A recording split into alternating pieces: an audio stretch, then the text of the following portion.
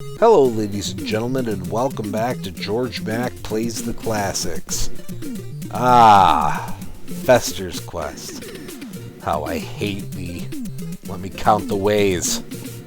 If you detect some disgust in my voice, you win today's prize. I hate Fester's Quest, and it stems from feelings toward it as a child.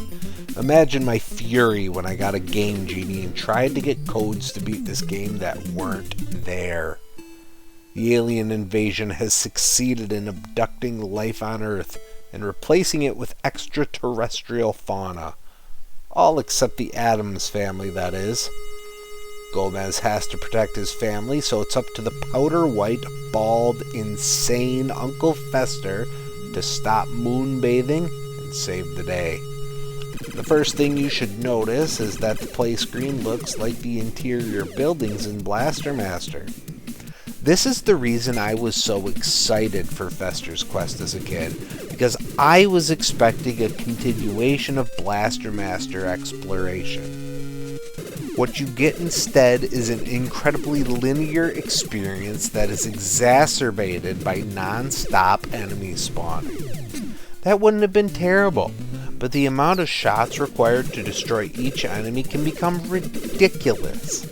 This is one of those games that requires a turbo controller. The manual spells that out for you at the end. Seriously, don't bother torturing yourself trying to play without turbo functionality. Fester's gun could be upgraded with the blue gun icons and downgraded with magenta icons. You want to upgrade as quickly as possible to the level 8 gun and then be incredibly careful not to grab the downgrade. The guns are all infuriating. Most of them spread out and the entirety of a shot is dissipated when it hits a wall. This wouldn't have been awful except the fact that corridors are super slim.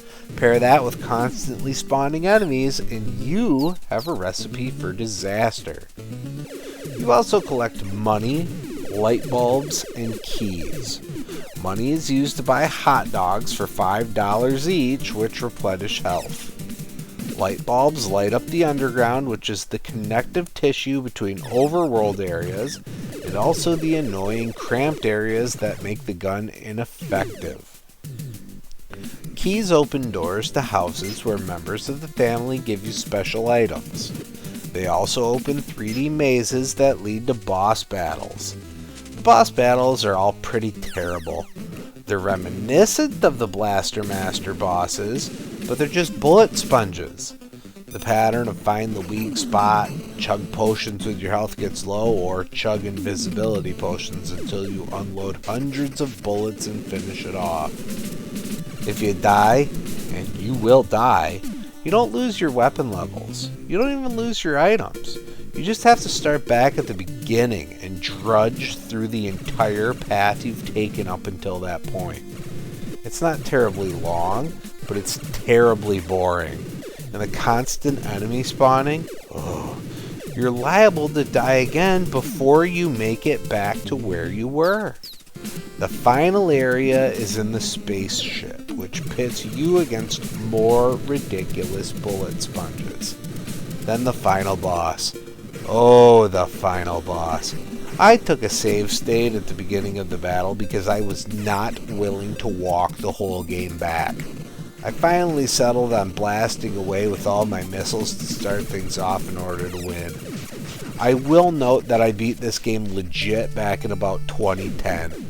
Told myself I'd never have to play it again. Now that's true.